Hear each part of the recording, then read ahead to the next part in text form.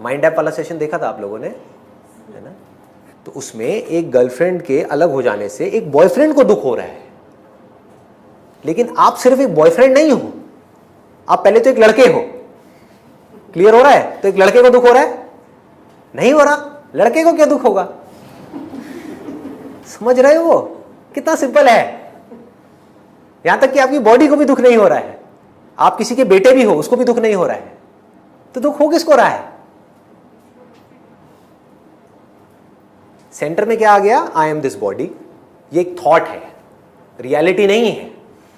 Reality है तो इसको प्रूव करके दिखाओ। जैसे आग गर्म है, वो जलाती है, ये एक रियलिटी है। बट ये कहीं से भी किसी भी एंगल से रियलिटी नहीं है कि आई एम दिस बॉडी। ये एक बेवकूफी है। एक इंस्ट्रूमेंट है जिसके थ्रू आप देख रहे हो, एक इंस्ट्रूमेंट है जिसके थ्रू आप सुन रहे हो, और इसका प्रूफ ये है कि इस इंस्ट्रूमेंट में आपको अभी देखना है या सुनना है, आप यहां भी मूव कर सकते हो। देखो अभी मुझे देख रहे हो, अब एसी की आवाज सुनने लग जाओ, सुन रहे हो? तो इस इंस्ट्रूमेंट के अंदर आप जहां चाहे जो चाहे कर सकते हो, कहीं भी जा सकते हो। तो ये अपने आप में बहुत बड़ा एरर है। पानी जब तक नहीं पिया तब तक मैं पानी नहीं हूं, वही पानी अंदर चला गया तो अब ये मैं हूं, वो पानी बाहर निकल गया तो ये गंदगी है। क्या कर रहे हैं? सर ये तो समझ में आ गया कि बॉडी में फीलिंग्स नहीं है, बॉडी फील नहीं कर सकती, राइट, बट इमोशंस का सोचो, पूछो अपने आप से, पूछो, गुड क्वेश्चन, पूछो व्हाट, ये पूछो what is emotion, what is emotion, समझो। अब इसी एग्जांपल को आगे बढ़ाते हैं कि एक बॉयफ्रेंड है, उसकी एक गर्लफ्रेंड है जो 4 साल से साथ में है, वो दोनों अलग हो गए। तो अब ये जो इमोशंस हैं ये है क्या? ये बॉयफ्रेंड क्या है? थोड़ा सा डीप है, टच करूं? मैं कोशिश करूंगा इसको सिंपल करने की। पहले तो ये देखो बॉयफ्रेंड क्या है। आप जो कि एक लड़के हो, ठीक है, और लड़के होने से पहले आप क्या हो? एक बॉडी हो। आप जाकर के जुड़ गए किसी और इंसान से जो आपके लिए एक दूसरी बॉडी है, जिसको आपने नाम दे दिया कि वो मेरी गर्लफ्रेंड है और मैं बॉयफ्रेंड हूं। अब एक लड़का क्या बन गया? बॉयफ्रेंड बन गया। अब ये बॉयफ्रेंड क्या है? बहुत इंटरेस्टिंग है अगर इसको आप समझ पाओ तो।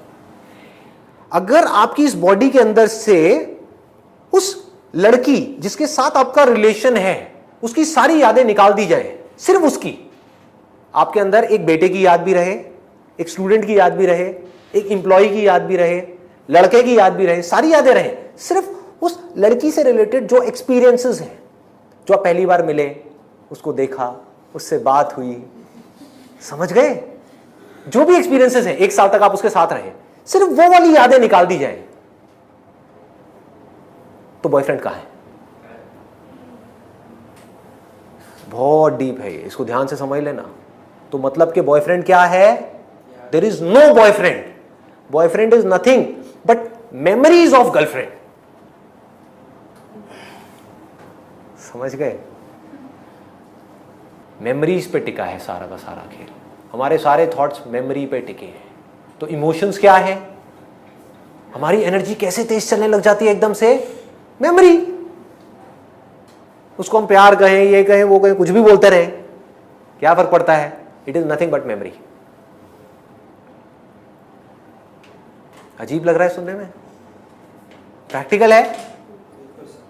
अब क्लैशेस क्यों होते हैं?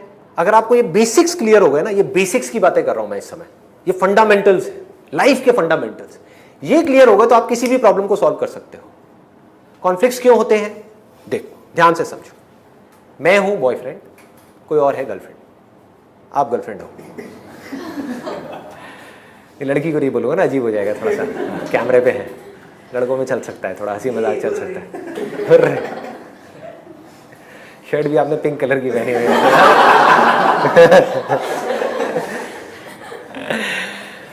तो मैं हूं बॉयफ्रेंड, आप हो मेरी गर्लफ्रेंड। अब देखो, कॉन्फ्लिक्ट्स की जड़, दुख की जड़, इमोशंस की जड़, लाइफ की हमारी सारी प्रॉब्लम्स की जड़ पकड़ो। ये जो बॉडी है जो अपने आप को बॉयफ्रेंड बोल रही है, और वो जो बॉडी है जो अपने आप को गर्लफ्रेंड बोल रही है, आप किस बेस पे अपने आप को गर्लफ्रेंड बोल रहे हो? Because you are my boyfriend.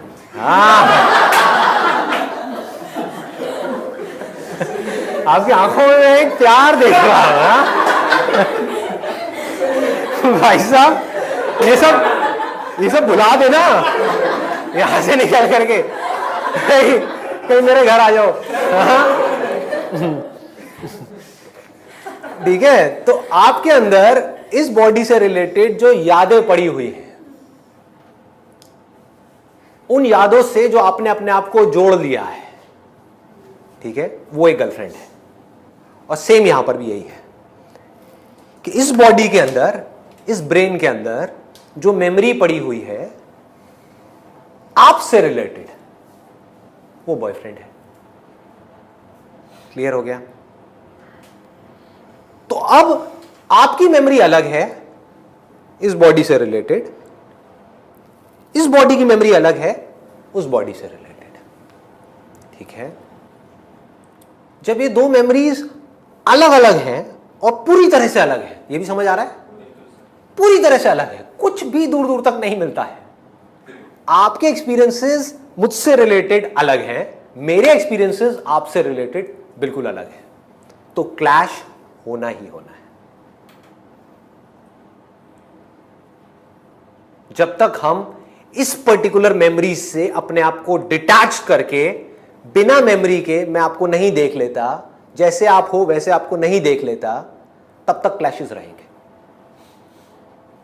एक है मेरे पास में तरीका अपनी मेमोरी के थ्रू इनको देखने का, एक है बिना मेमोरी के देखने का, क्योंकि memory is not the real thing. मेरे माइंड में जो गर्लफ्रेंड की इमेज है वो क्या है? जो मेमोरीज हैं। मेमोरीज क्या हैं? वो नहीं जो ये एक्चुअल में है, वो जो मैं देखना चाहता हूं, उसमें मिलावट है।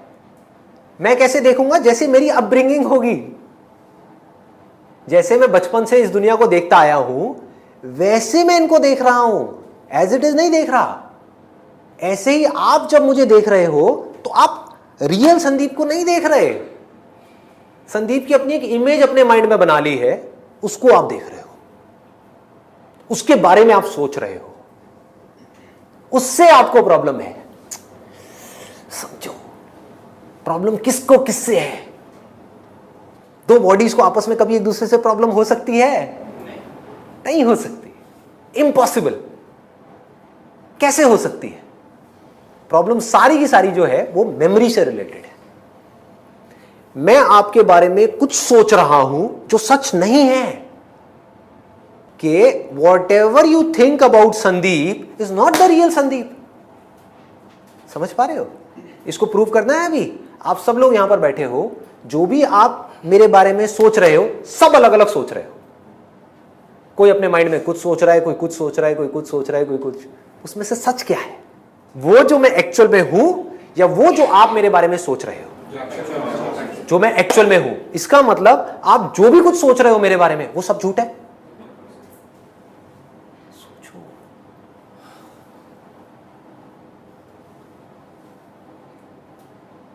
इसका मतलब जो भी कुछ आप सोच रहे हो वो सब क्या है? जब इस बॉडी से रिलेटेड आप कुछ भी सोच रहे हो वो सब झूठ है, और इस बात को आप समझ पा रहे हो, देख पा रहे हो, मेरे साथ साथ में देख पा रहे हो। झूठ और सच में डिफरेंस क्या है? सच मतलब वो जो सबके लिए सच है। झूठ मतलब क्या? जो सबके लिए सच नहीं है, जो वक्त के साथ बदलता है, टाइम के साथ बदलता है, सिचुएशंस के साथ बदल जाए। जो बदल जाए वो सच कैसे हो सकता है? आग जलाती है, ये क्या है? सच है, सत्य है। अल्लाह ही सच है। नहीं नहीं, अल्लाह नहीं, शिव सच है। अरे नहीं, शिव नहीं, कृष्ण सुप्रीम भगवान है। कृष्ण नहीं, जीसस सबसे बड़ा भगवान है। ये सब क्या है? सोचो, क्या है? ये सच है क्या? अगर सच है तो अलग अलग कैसे हो सकता है? ये पानी है, ये क्या है? दुनिया को कोई इंसान इसको चैलेंज नहीं कर सकता, ये सच है। यानी रियलिटी को एज इट इज देखना इज स्पिरिचुअलिटी, और रियलिटी को अपनी मेमोरी के थ्रू देखना इज नॉट स्पिरिचुअलिटी, इज बेवकूफी, जहां जाकर के हम फंस जाएंगे। समझ आ रहा है ना? या थोड़ा कॉम्प्लिकेटेड लग रहा है? तो जो भी कॉन्फ्लिक्ट्स हैं, जो भी प्रॉब्लम्स हैं, वो सब मेमोरी के स्तर पे है। जहां आपको ये सब बातें समझ आ गई तो अब आप क्या करोगे बताओ? आप बिना अपनी मेमोरी के दुनिया को एज इट इज देखना शुरू कर दोगे। इतना आसान है और कोई प्रॉब्लम ही नहीं है।